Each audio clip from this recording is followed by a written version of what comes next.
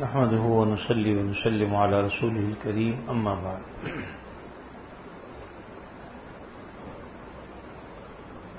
حضرت والا کا آواز آپ سن رہے تھے. اس میں اصل میں دیکھنا یہی ہے کہ ہم نے تعلق کس سے رکھنا ہے اور کس سے نہیں رکھنا ہے. تو آدمی اللہ تعالی سے اپنا تعلق مضبوط کرے. بزرگوں کے پاس جانے کا بھی مقصد یہی ہوتا ہے. آپ صلی اللہ علیہ وسلم کی جو تعلیمات ہیں اس کا مقصد بھی یہی ہے کہ مخلوق کا تعلق خالق سے جڑ جائے. یعنی جتنے بھی انبیاء آئے ہیں ان کا مقصد آنے کا یہی ہے کہ مخلوق کا تعلق اللہ سے مضبوط ہو جائے.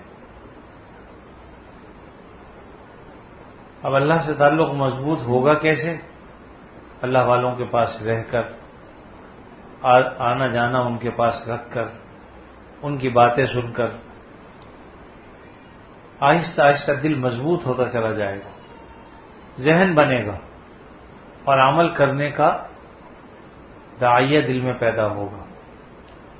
جب تک آدمی کھا کر نہ دیکھ لے کوئی چیز، اس کا ذائقہ اس کو پتہ نہیں چل سکتا.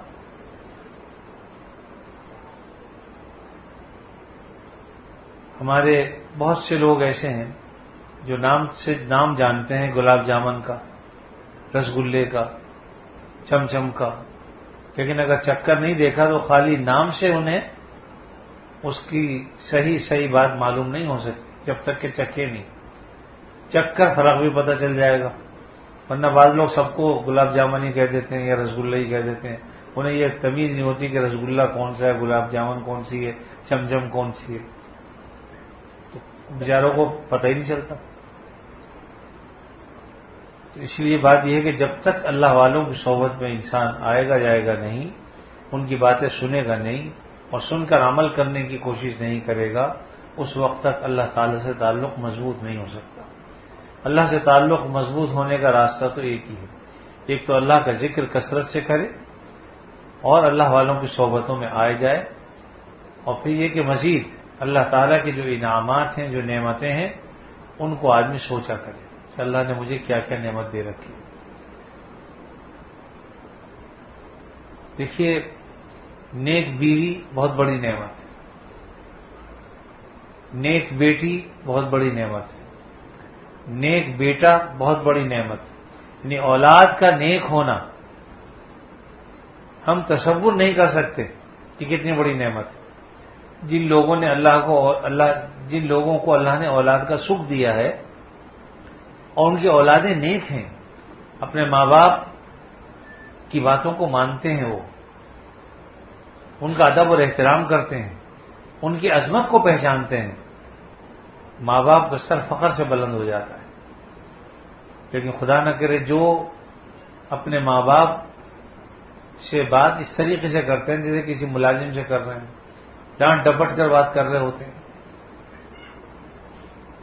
آپ ان سے دل کی کیفیت پوچھیے. ایک صاحب ہمارے ایک عزیز ہیں، میں ان کے ہاں میرا جانا ہوا. کافی ماشاءاللہ اولاد والے ہیں، حالانکہ ان کے بچے نیک ہیں، ایسا نہیں کہ اچھے نہیں ہوں. دین پر تو اگرچہ ایک دو ہی چلنے والے ہیں، لیکن اس اعتبار سے نیک ہیں کہ ماں باپ کو تکلیف نہیں دیتے. لیکن سوجھ بوجھ کا نہ ہونا اور سمجھ کا نہ ہونا، انہیں یہ پتہ نہیں کون سی بات دکھ دے گی، کون سی بات دکھ نہیں دے گی. ایک بیٹا جو سارا کچھ کرتا ہے اپنے باپ کا، خدمت بھی کرتا ہے، سب کچھ کرتا ہے. کوئی چیز بازار سے لے کر آیا، کوئی کاپی تھی، کوئی چیز تھی، اور لا کر اس نے اسے پھینک کے دے دی. یہ لو ابا، لے تو لی اس نے. بعد نے مجھ سے کہا کہ دیکھا تم نے کیسے پھینک کے دی. میں نے کہا واقعی انتہائی غلط طریقہ تھا. انتہائی ادب اور احترام سے پیش کرنا چاہیے. اب وہ خدمت بھی کر رہا ہے، سب کچھ کر رہا ہے، لیکن اس کو یہ پتہ نہیں کہ باپ کے ساتھ پیش کیسا آیا جائے، باپ کے ساتھ تعلق کس طریقے کا ہونا چاہیے، ماں سے گفتگو کس طرح کی جائے. آج کل بہت سے لوگ ماں سے گفتگو کرتے ہوئے اپنی آواز کو بلند کر دیتے ہیں، چیختے چلاتے ہیں. تو بھائی یہ دین تو نہیں ہے. شریعت تو نہیں ہے، یہ تو ہم نے اپنی خواہش پر عمل کیا ہے، نفسانی خواہش پر. اس لیے اللہ سے تعلق جو مضبوط ہوتا ہے وہ اللہ والوں کی صحبت میں جانے سے ہوتا ہے. میں نے پہلے بھی یہ بات عرض کی تھی، پھر دوبارہ عرض کر دیتا ہوں. ہمارے ایک دوست جن کا بھی انتقال ہوا ہے حال ہی میں 2-4 مہینے ہوئے، حضرت حکیم صاحب ہمارے حضرت شیخ رحمۃ اللہ علیہ کی خدمت میں حاضر ہوئے. جایا کرتے تھے کبھی کبھی، اپنے بیٹے کو لے گئے اور جا کے کہا کہ حضرت یہ میرے صاحبزادے ہیں. ہمارے حضرت فوراً چوکنے ہو جاتے تھے جب کوئی ایسی بات ہوتی تھی نا، اور پھر حضرت فرماتے تھے چوکنے سمجھتے ہیں کس کو کہتے ہیں؟ چوکنے کا مطلب 4 کان والا. چوکنا ایک دم آدمی ہوشیار ہو گیا. ایک تو 2 کان ہوتے ہیں، 2 کان سے تو آدمی سن کے بعد ہوشیار ہوتا ہی ہے، اگر کسی کے 4 ہوں تو کیسے ہوشیار ہوگا وہ؟ مطلب یہ کہ ایک دم مستعد ہو گئے، کہنے لگے ماشاء اللہ آپ صاحب ہیں، یہ زادے ہیں. اس کا مطلب ہے صاحب زادے ہیں، گویا کہ آپ جو ہیں وہ لاٹ صاحب ہیں اور آپ کے بیٹے ہیں. میاں یہ کوئی تعارف کا طریقہ ہے؟ یوں کہنا چاہیے کہ خادم زیادہ ہے، تاکہ یہ پتہ چلے کہ میں خادم ہوں، میرا بیٹا ہے. اب یہ بات کتابوں میں لکھی ہوئی آپ کو نہیں ملے گی، یہ بزرگوں کے پاس جا کے ملی. ہم نے بھی کتابوں میں نہیں دیکھی، اپنے بزرگوں سے سنی اور آپ کو سنا رہے، تاکہ آپ اپنی اولاد کا، ورنہ عام طور ہوتے تھے میرے صاحبزادے، بیٹا بھی پھول کے کپا ہو جاتا ہے، سینہ چوڑا ہو جاتا ہے نا اس کا، اور باپ بھی خوشی سے پھولے نہیں سماتا. لیکن بات یہ کہ ادب کے خلاف. تو کیا چیز ادب ہے، کیا چیز ادب نہیں ہے، یہ سب تو سیکھنا پڑے گا. تو بزرگوں کے پاس جا کر یہ ساری نعمتیں اللہ تعالیٰ عطا فرماتے ہیں. تو نعمتوں کو بھی آدمی سوچا کرے کہ اللہ نے کیا کیا نعمتیں دی ہیں. جس کا کوئی بڑا موجود ہو، کسی کا بزرگ موجود ہو، سمجھ لو کہ اس کو ساری دنیا کی نعمتیں حاصل ہیں. جب نہیں ہوتا تو پتہ چلتا ان کے نہ ہونے سے کس قدر خلا محسوس ہوتا ہے انسان. والدین موجود ہے، قدر کرو کہ اللہ کا شکر ہے کہ تمہیں ساری آفتیں وہ اپنے سر پہ لے لیتے ہیں. گویا کہ تمہارے اوپر ایک جو ہے وہ گھنا سایہ دار درخت ہے جس کے سائے میں تم رہ رہے ہو. ماں باپ ہیں، تمہیں کوئی فکر کرنے کی ضرورت ہی نہیں. میں نے ایک جگہ پڑھا تھا یا سنا تھا، اس وقت ذہن میں نہیں ہے، کہ موسیٰ علیہ الصلوۃ والسلام جب جایا کرتے تھے تو والدہ ان کی دعا دیتی تھی، اور دعا یہ کہتی تھی یا اللہ میرا موسیٰ جلالی ہے، ذرا خیال فرمائیے اس کا. مطلب یہ تھا کہ اگر کوئی ایسی ویسی بات کہہ دے تو پکڑ مت کیجیے. اور جب انتقال ہو گیا اور موسیٰ علیہ الصلوۃ والسلام بارگاہ الہی میں پہنچے تو کہا موسیٰ چوکنے ہو کے آنا، اب دعا کرنے والی ماں نہیں رہی. جو مائیں دعا دیتی ہیں اور وہ سایہ کرتی ہیں دعائیں تمہارے حق میں، اب وہ نہیں رہی. اس لیے جب تک وہ رہی وہ دعا کرتی تھی، میں بھی خیال کرتا تھا، لیکن اب چوکنے ہو کے آنا. تو بہرحال اس طرح کی چیزیں ہیں. والدین بہت بڑی نعمت، اللہ تعالیٰ کی اس نعمت کی قدر کیجیے اور ان کے ہاتھ پیر دبائیے. ان کو جو بھی خدمت کی ضرورت ہے وہ خدمت کریں. اور اصل ہاتھ پیر دبانا بھی خدمت نہیں، اصل ان کی منشا ہے. ان کی منشا کو سمجھے آدمی کہ وہ کیا چاہتے ہیں.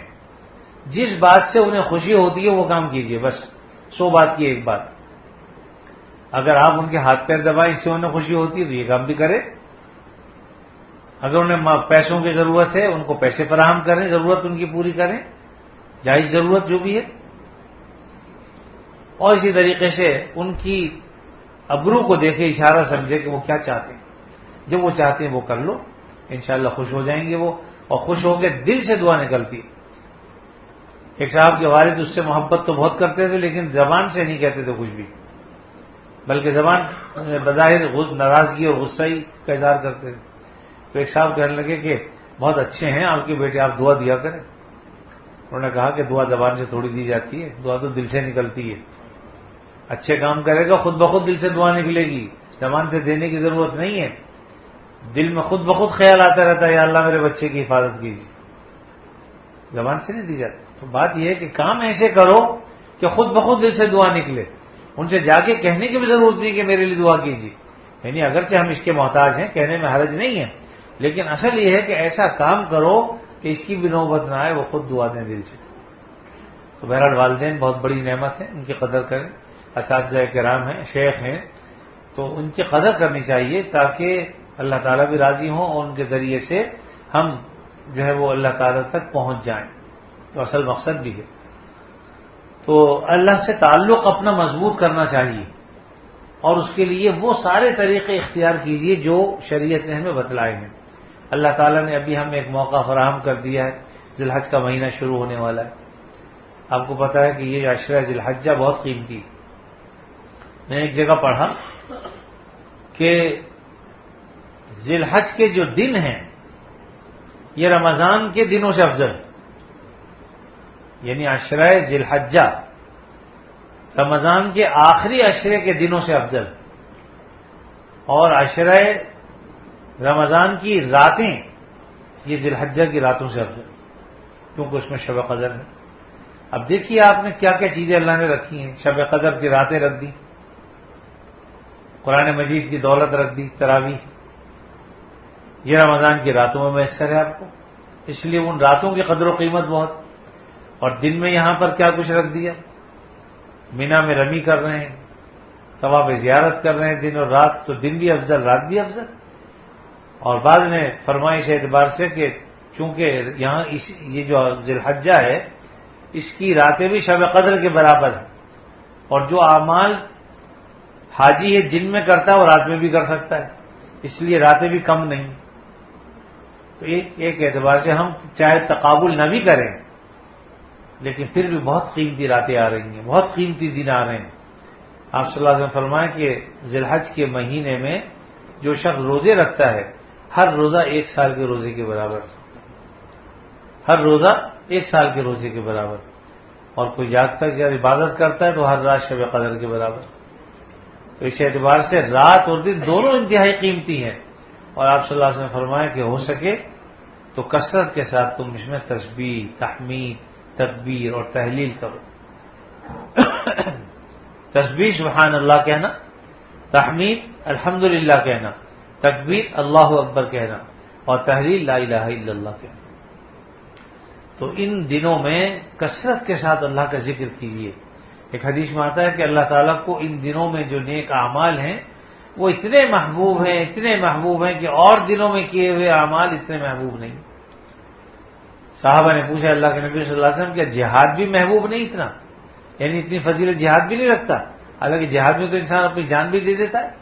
فرمایا ولا الجہاد، جہاد بھی اتنا فضیلت نہیں رکھتا جتنا کہ ان دنوں میں، ان 10 دنوں میں کیے ہوئے اعمال، نیک اعمال۔ الا یہ کہ کوئی مجاہد اس حال میں نکلے کہ جان بھی قربان کر دے اور مال بھی اللہ کے راستے میں لگا دے، تب تو وہ ان کے اعمال تک پہنچ سکتا ہے، ورنہ نہیں۔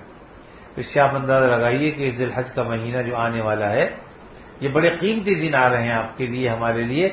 پورا عشرہ ذی الحجہ، اس کی قدر و قیمت پہچانیے، اور ابھی سے جو ہے اس کا ٹائم ٹیبل بنا لیجئے، نظم بنا لیجئے، نظام الاوقات بنا لیجئے۔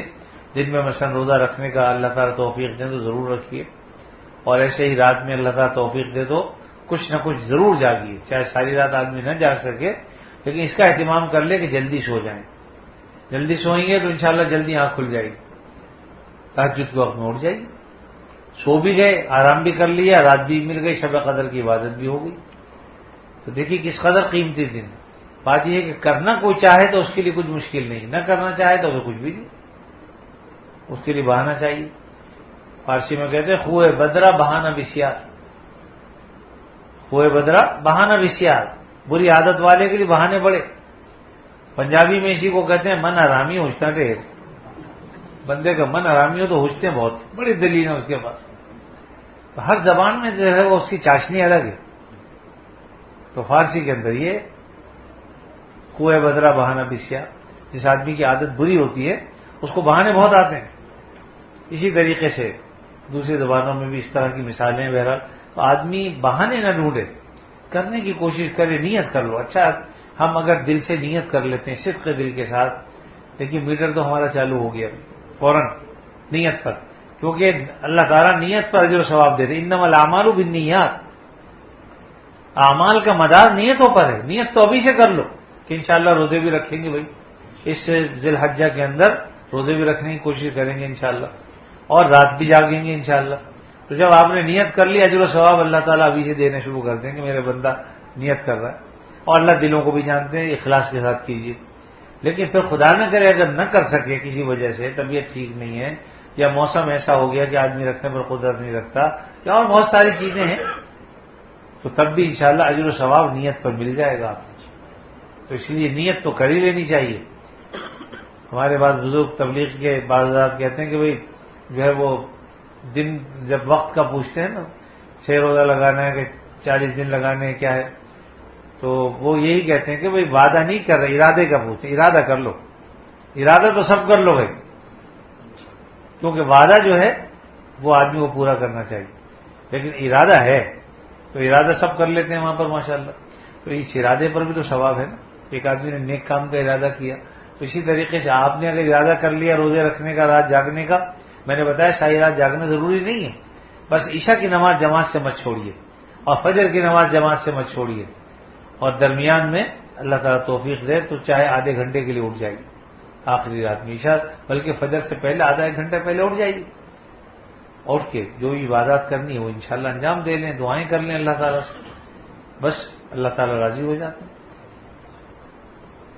اللہ تعالیٰ بہانے ڈھونڈتے ہیں بخشنے کی کہ اپنے بندے کو میں کس طرح دوں، مختلف بہانوں سے۔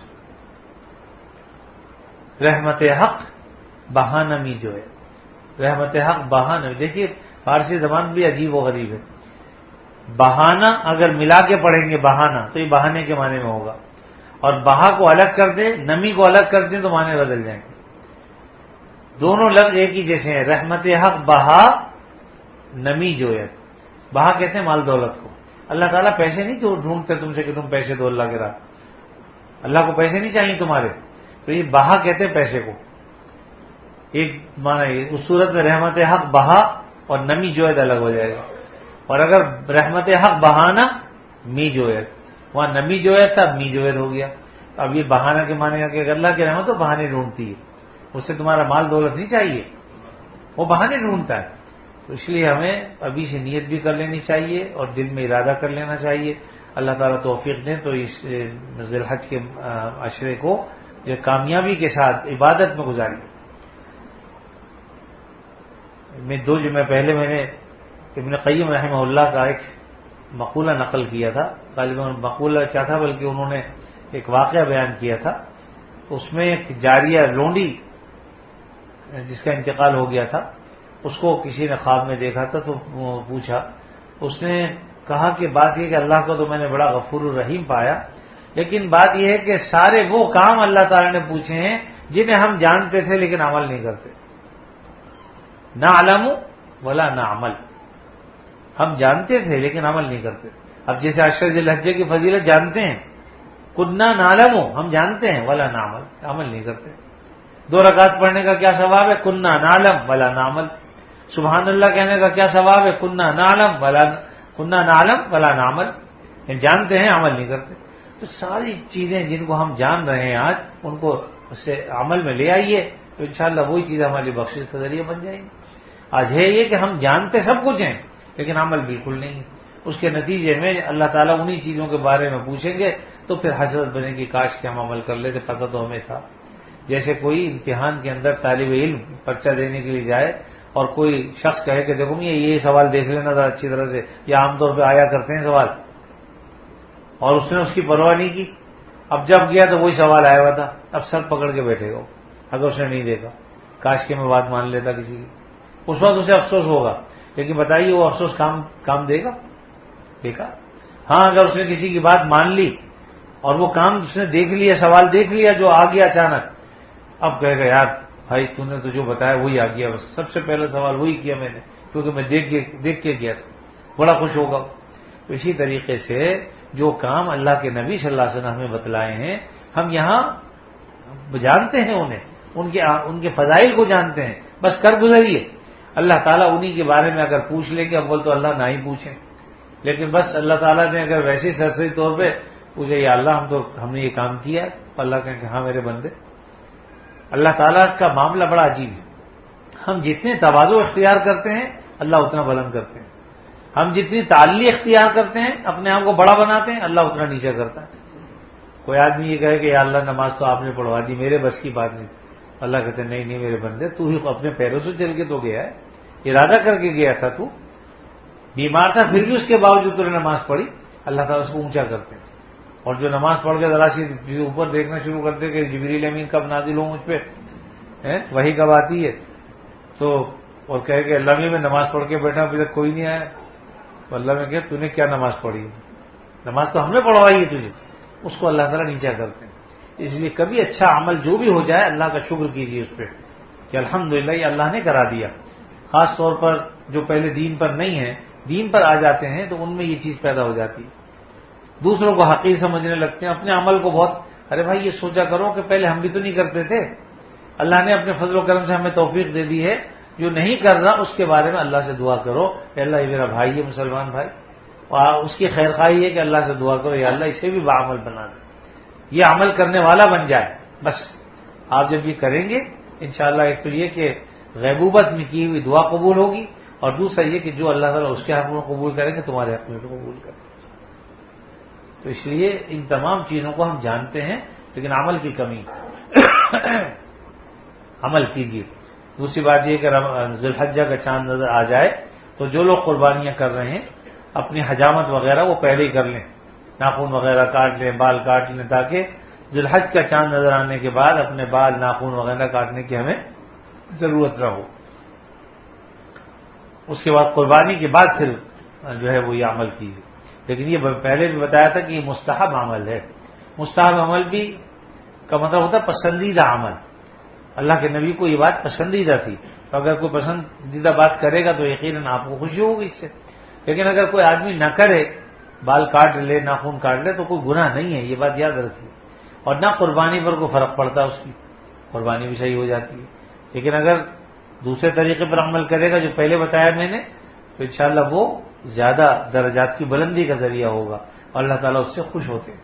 تو اس لیے مستحبات پر عمل کرنا بھی پسندیدہ باتوں میں سے، اللہ تعالیٰ ہمیں عمل کی توفیق دے۔ اسی طریقے سے معاملات کو اپنے درست رکھنے کی کوشش کیجیے، دوستوں کے ساتھ، گھر والوں کے ساتھ، اولاد کے ساتھ۔ بعض اوقات اولاد تو بہت نیک ہوتی ہے، باپ کی خدمت بھی کرتی ہے، ادب بھی کرتی ہے، لیکن بعض والدین اس سے ناجائز فائدہ اٹھاتے ہیں۔ ایسا بھی دونوں سائڈوں کو دیکھنا چاہیے تاکہ بیلنس ہو کے چلے، کہ والدین کی خدمت اولاد کرتی رہے، اولاد اس کے حق میں دعا کرتی رہے، والدین دعا کرتے رہیں، اور ساتھ میں یہ اس کو محبت سے بھی دیکھیں۔ ہمارے حضرت مولانا صاحبان محمود صاحب رحمۃ اللہ علیہ، ان کی بات یاد آ گئی، ایک صاحب آ کے ان کے پاس بیٹھے اور کہتے میں تو اپنی اولاد کا پیسہ نہیں لیتا، نہیں کھاتا۔ کیوں نہیں لیتا بھائی، کیوں نہیں کھاتا؟ ارے وہ تو حلال ترین مال ہے تیرے لیے، سب سے بہترین مال ہے، اولاد کا مال اگر دیں خوشی سے لو، تمہارے لیے بہترین حلال طیب ہے۔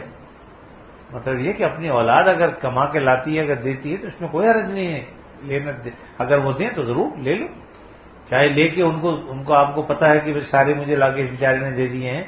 ایک زمانے میں اولادیں سارے پیسے باپ کو لگا کے دے دیا کرتی، تو باپ کی مرضی، جو مرضی دے نہ دے ان کی مرضی، چاہے وہ 200 روپے ہوں 400 روپے ہوں، لا کے تنخواہ ملی لا کے سیدھی باپ کے ہاتھ میں، والد بھی لے لیا کرتے، پھر اپنی مرضی سے اس میں جو بھی انہوں نے دینا 100 روپے 50 روپے وہ دے دیے، باقی اپنے گھر کی ضرورتوں کے لیے۔ ایسا ہوتا تھا، اب تو ایسا ہوتا ہی نہیں۔ لیکن بہرحال اصل یہ ہے کہ جو بھی چیزیں جن سے اللہ تعالیٰ خوش ہوتے ہوں ان کاموں کو انجام دیجیے، اور جن کاموں سے اللہ تعالیٰ ناراض ہوتے ہیں ان سے بچنے کی کوشش کیجیے۔ اللہ جس طرح ہم والدین کی منشا کو دیکھ کر عمل کریں گے تو ثواب ہوگا، ایسے اللہ تعالیٰ جو کام کرانا چاہتے ہیں ان کاموں کو ہم کریں گے تو اللہ تعالیٰ خوش ہوگا۔ وآخر دعوانا الحمدللہ رب العالمین۔ ایک اور بات کی طرف توجہ دلا دوں کہ اچھی بات جہاں سے ملے لے لی، جو بھی بات اچھی ہو، صحیح ہو، مستند اور معتبر ہو، اس کو قبول کر لیجیے، چاہے وہ آپ کا دشمن ہی کہہ رہا ہو تب بھی لے لیجیے، کیونکہ اچھی بات جو ہے وہ متاع مومن ہے، جب کہیں سے حاصل ہو اس کو حاصل کر لیجیے۔ اگر کوئی خیر خواہی کے ساتھ نصیحت کرے اس کی نصیحت کو بھی قبول کر لیجیے، اس پہ ناراض نہ ہوں، یہ مت سمجھیں کہ یہ کون ہوتا ہے یا یہ اپنے آپ کو بڑا سمجھتا ہے۔ بعض لوگ دین کی اگر کوئی بات کوئی بتا دے تو ناراض ہونے لگتے ہیں کہ میاں ہمیں پتہ ہے، ہم بھی مسلمان، ایسی باتیں کہنے کی ضرورت نہیں ہے. اول تو کہنے والے کو بھی طریقے سے کہنا چاہیے، لیکن بہرحال اگر کوئی اچھی بات کہہ رہا ہے وہ اور آپ کے حق میں مفید ہے تو آپ، اور اگر آپ کو پہلے سے معلوم ہے تب بھی اس کا دل مت توڑیں، اس کو اچھا کوئی جزاک اللہ، اللہ آپ کو جزا خیر دے، آپ نے اچھی بات بتا دی، بہت بہت شکریہ. آپ کا کیا کیا بتائیے؟ دوسرے کا دل خوش ہو گیا.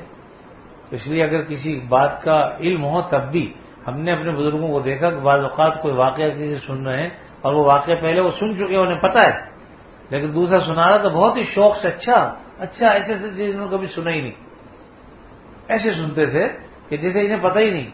آج اگر ہمیں کوئی واقعہ سنانے لگے اور ہمیں پتہ ہو تو ہم مسکرانا شروع کر دیتے، ہمیں تو پتہ ہے ہمیں کیا بتا رہے تھے. گویا کہ دوسرے کی تحقیر ہوتی ہے کہ میں تجھ سے بڑا عالم ہوں، تو کیا جانتا ہے جتنا میں جانتا ہوں. یہ ایک دعویٰ ہے خامخواہ کا، لیکن اس طرح کی باتیں مناسب نہیں ہوتی. دین ہمیں جو سکھاتا ہے وہ سکھاتا یہی کہ آدمی تواضع اختیار کرے. من تواضع للہ رفعہ اللہ، جو اللہ کے لیے تواضع اختیار کرتا ہے یعنی اپنے آپ کو پست کرتا ہے، اللہ اس کو بلند کر دیتے ہیں. لیکن یہاں قید ہے تواضع کے ساتھ للہ، یعنی تواضع بھی اللہ کے لیے دکھاوے کے لیے نہ ہو. بعض اوقات لوگ تواضع بھی دکھاوے کے لیے کرتے ہیں، باہر تک چھوڑ کے آئیں گے تاکہ لوگ کہیں ہاں بڑا اچھا آدمی ہو، دروازے تک چھوڑ کے آتا ہے بیچارہ.